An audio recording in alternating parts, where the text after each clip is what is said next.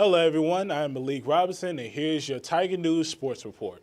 The Tigers men's basketball team won close games versus Wichita State and Cincinnati this past week.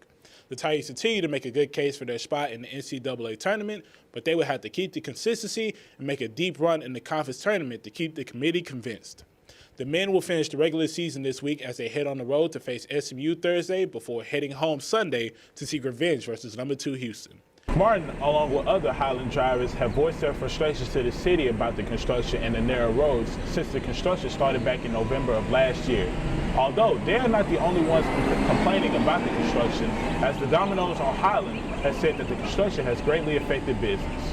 Students look forward to seeing what President Hargrave has planned in all aspects in the upcoming spring semester.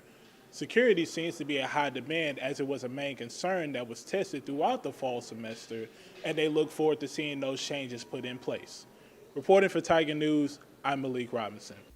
Meredith and the Tigers will look to improve from last season by trying to win the conference tournament this season.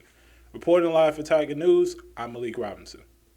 On to the women's side, the Tigers pushed their winning streak this past week with wins versus Cincinnati and SMU. This week was highlighted by Madison Griggs as she hit a game-winning buzzer-beater 3 to defeat SMU. The women will look to carry the momentum into the conference tournament as they finish this season versus Tulane at the Fieldhouse. I reached out to the employees at the Rec Center for a possible comment on the security concerns from students who normally attend the Rec Center, but they chose not to speak on the topic. So from this point, students will just have to take the necessary precautions to ensure their safety from the Rec Center and possibly across from Patterson. Reporting live from Tiger News, I'm Melek Robinson. Heading on to the baseball diamond, the Tigers baseball team went 4 for 5 this weekend facing Mississippi Valley State and Youngstown State. The Tigers sit at 6-2 with new coach Kerrick Jackson as they head on the road to face Central Arkansas and Nichols University. The Tigers men's basketball team traveled to Ohio to face off in the first round of the NCAA tournament against 9th-ranked FAU. The Tigers unfortunately lost 66-65 in a close game that saw the Tigers lose to a last-second layup. In other news, the Tigers women's basketball team faced off in the first 2 rounds of the WNIT tournament against Jackson State and Ball State.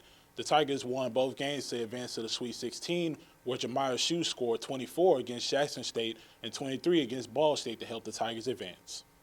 The next game will be against Bowling Green at the Fieldhouse.